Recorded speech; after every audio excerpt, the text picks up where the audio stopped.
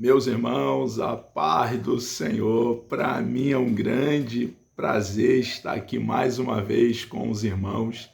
A nossa finalidade aqui é compartilhar um pouco da palavra do Senhor nosso Deus e hoje iniciamos uma série de mensagens na carta de Judas. É uma carta pequena, são 25 versículos, porém um conteúdo, o que vai ficar claro, de grande consistência e relevância também para nós, a igreja do século 21. Começamos então aqui ponderando as sagradas letras no primeiro versículo.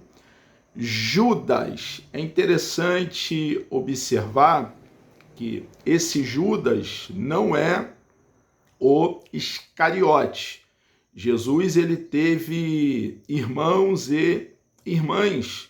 Dentre esses irmãos, teve também um que se chamava Judas. É o que a igreja, durante séculos, crê, e fica claro para nós que esse Judas aqui, que deixou esse registro precioso, inspirado pelo Espírito de Deus para nós, a igreja, é o meio-irmão do nosso Senhor e Salvador Jesus Cristo, porque José era pai legal do nosso Senhor.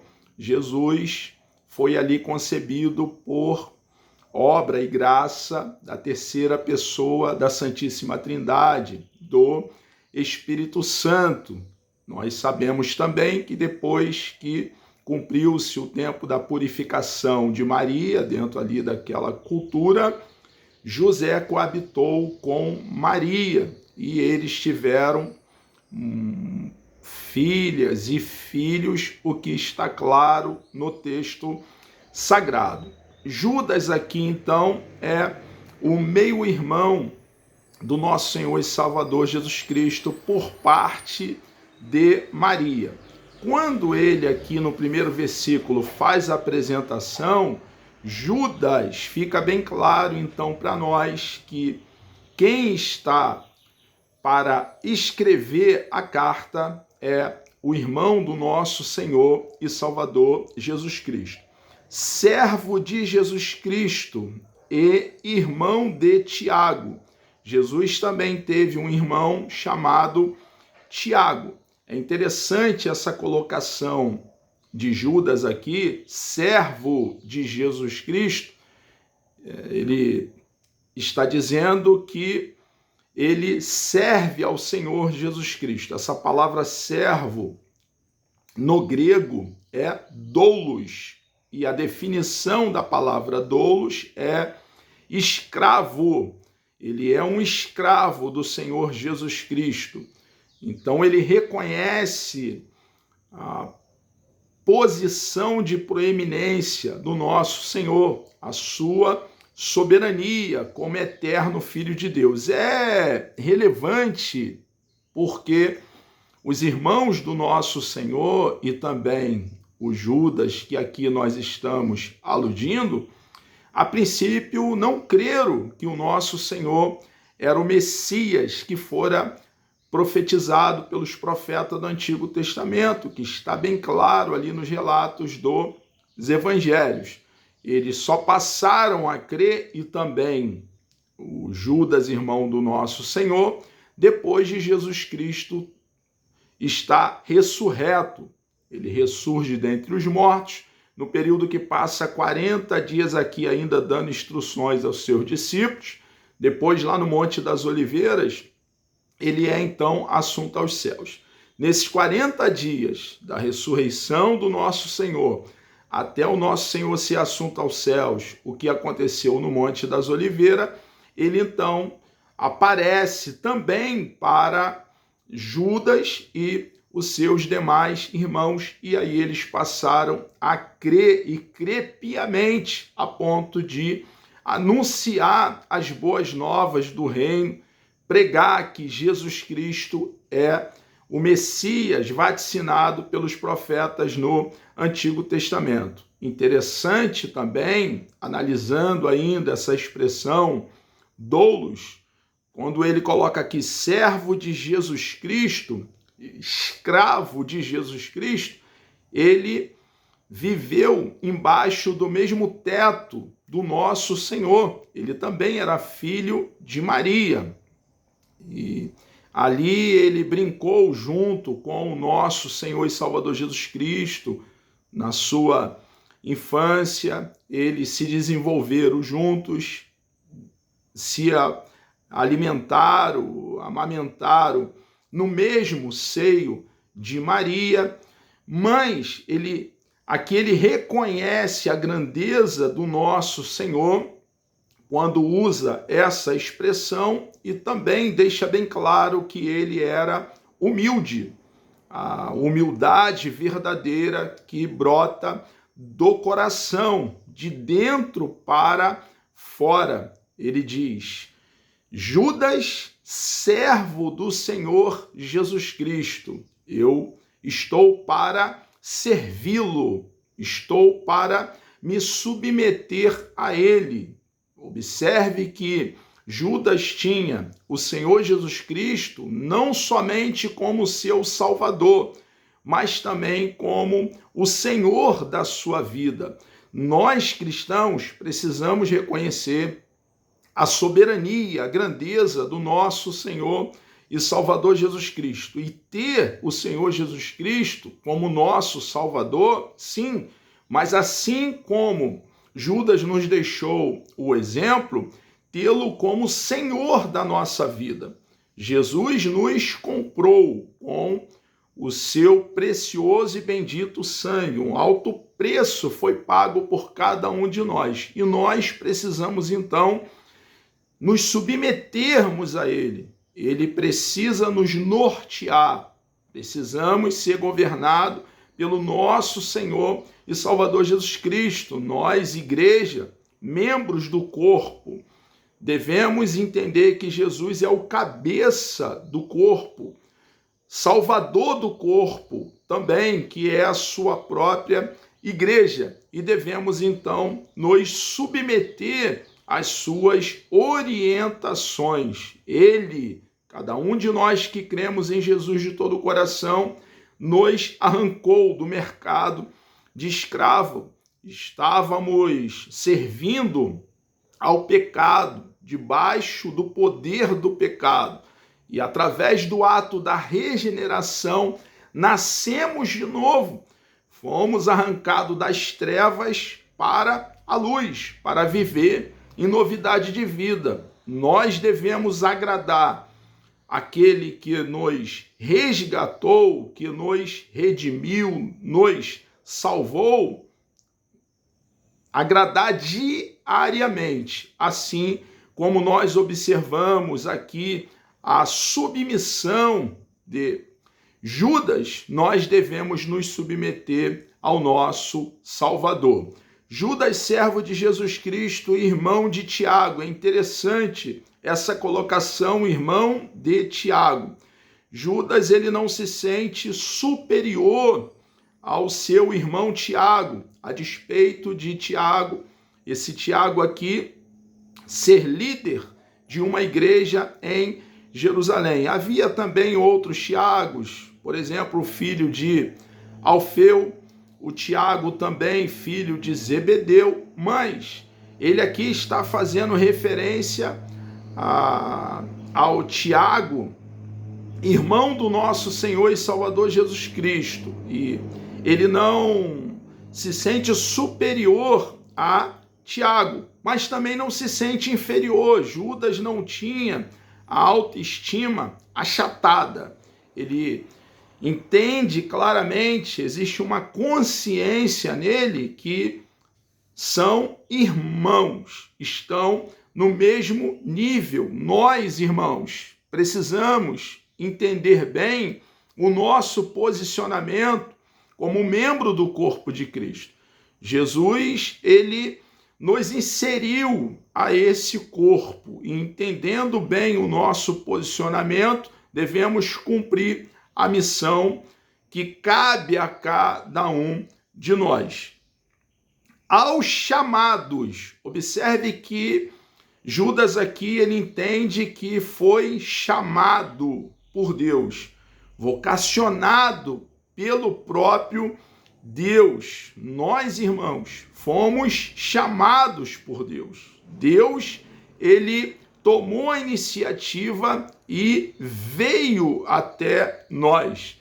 Nós, quando a graça de Deus foi manifesta na nossa vida, alguém pregou o evangelho para nós, falou a respeito de Jesus e da sua grande obra, e não resistimos à graça de Deus, mas, ao contrário de ser negligente, prevaricar, faltar ao dever, abraçamos a causa do cristianismo, fomos diretamente chamados pelo nosso amado e bondoso Deus. Então, nós temos uma incumbência, temos uma responsabilidade de viver à altura desse chamado. Temos aqui uma missão enquanto estivermos em peregrinação no planeta Terra, que é anunciar com arauto as boas novas do reino, entendendo que aquele que nos chamou nos capacita para essa obra. Jesus disse: estarei convosco todos os dias, até a consumação dos séculos. Jesus nunca vai nos deixar só, nunca vai nos desamparar. Aquele mesmo que nos chamou, ele estará conosco. Podemos contar com ele nessa grande obra de anunciar o seu bendito e precioso nome. Queridos em Deus Pai, é muito interessante que ele está falando para a igreja. A carta é endereçada à igreja. Nós observamos aqui, quando estudamos todo o conteúdo, que eram cristãos que tinham um bom conhecimento até do Antigo Testamento, o que ficará claro quando estivermos aqui compartilhando a sequência, querendo o nosso bondoso Deus. Ele está falando para aqueles que creem em Cristo de todo o coração. É uma carta endereçada a cristãos ali do primeiro século, mas a palavra do nosso Deus são verdades eternas. Os céus e a terra passarão, porém as suas palavras jamais passarão. Então, nós precisamos entender que o registro aqui, as sagradas letras, essa carta que tem inspiração divina, foi soprado para dentro de Judas. Fala conosco hoje, irmãos. É doutrina para nós, queridos em Deus Pai e conservados por Jesus Cristo. Jesus é aquele que começou em nós a boa obra e ele dará cabo a essa obra completa feita em nós. Somos conservados. Precisamos entender que Jesus é o nosso paladino, ele é o nosso protetor. Estamos abrigados, guardados nele e precisamos perseverar arraigado, fundamentado nele até o término da nossa carreira. Enquanto estivermos nele, não podemos nos apostatar da fé, abandonar a fé como muitos já fizeram e receberam a paga que convinha às suas atitudes equivocadas. Precisamos nos manter em Jesus. Ele é a nossa âncora e, uma vez mantido nele até o término da nossa carreira, quando passarmos para o nosso Deus, estarmos desfrutando na nossa grande herança, nosso quinhão, nossa porção, nosso galardão, que é aquele que proveu eterna salvação para cada um de nós. Conservados por Jesus Cristo. A misericórdia, irmãos, fomos alcançados pela misericórdia, a bondade do nosso Deus. Estávamos em um charco de lodo, em um lugar horrível, em um lamaçal, e a misericórdia de Deus nos alcançou. Hoje, vivemos uma vida radicalmente, completamente diferente da nossa vida pregressa, porque cristianismo é uma ruptura com a vida que vivíamos antes. E a misericórdia de Deus, ela nos alcançou. E paz, temos paz com Deus, nós que éramos inimigos de Deus, estávamos embaixo da ira de um Deus santo. Uma vez crendo em Jesus de todo o coração e tendo a justiça de Cristo imputada a cada um de nós, nós que estávamos longe de Deus, hoje estamos próximo de Deus. Temos relacionamento com Deus, intimidade, comunhão, estamos em sintonia com o eterno, o autossuficiente, o autoexistente. Irmãos, grande foi o que Deus fez por cada um de nós. A justificação nos deu, então, o privilégio de desfrutarmos de paz com Deus. Não uma paz que o mundo pode dar, uma paz que é um engodo, mas paz verdadeira, paz genuína. Desfrutamos desse grande privilégio quando cremos em Cristo de todo o coração. Os nossos pais, nosso papai Adão, nossa mamãe Eva, antes da queda, naquele jardim de delícia, naquele cenário paradisíaco no Éden, desfrutavam de paz com Deus. Com a desobediência, quando deliberadamente pecaram contra Deus, houve um rompimento de paz. Passaram a ter inimizade com Deus, está distanciado de Deus. Houve uma ruptura nessa paz que havia com Deus. Através de nosso Senhor e Salvador Jesus Cristo, a santa semente, a paz com Deus foi recuperada. Hoje, quando cremos em Cristo de todo o coração, desfrutamos da mesma paz que o nosso papai Adão, nossa mamãe Eva, desfrutaram com Deus antes da queda. A misericórdia, a paz e o amor. Nós somos alvos do grande amor do nosso Deus. Fomos alcançados por esse grande amor, um amor eterno. Deus nos amou e o amor de Deus por nós, um Deus que não tem necessidade, que não precisa de nada fora dele mesmo, porque ele é autossuficiente, completo nele mesmo. Ele nos amou e nos amou primeiro e se moveu em nossa direção. Ele deu o nosso Senhor e Salvador Jesus Cristo para morrer em nosso lugar, para satisfazer a justiça divina e quitar a nossa dívida, a dívida que tínhamos com Deus Pai. Deus elaborou e colocou em execução o grande plano perfeito de salvação. E o que moveu o nosso Deus foi esse grande amor, o amor de Deus para conosco.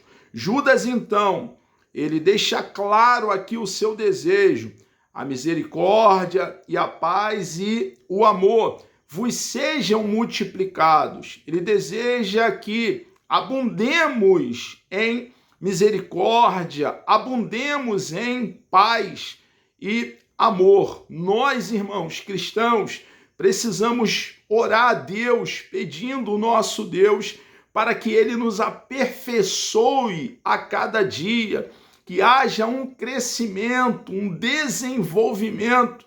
Quando abraçamos a fé, éramos um bebezinho, mas uma vez tomando o puro leite racional, que é a palavra de Deus, Precisamos amadurecer na fé. Irmãos, que essa palavra continue falando poderosamente ao nosso coração.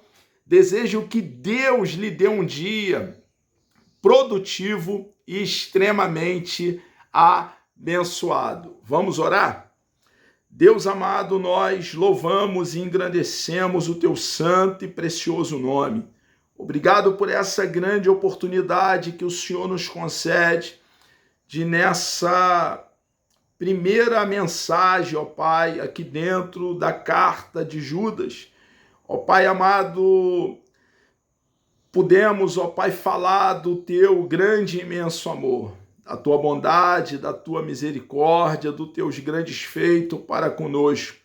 Conceda-nos, ó Pai, um segundo contato, ó Deus, quando nós estaremos no segmento dessa mesma carta, falando com teus filhos, ó Pai, que o conteúdo da tua palavra possa penetrar de forma profunda o meu coração, me ferindo, para que eu possa continuar compartilhando com verdade da tua palavra.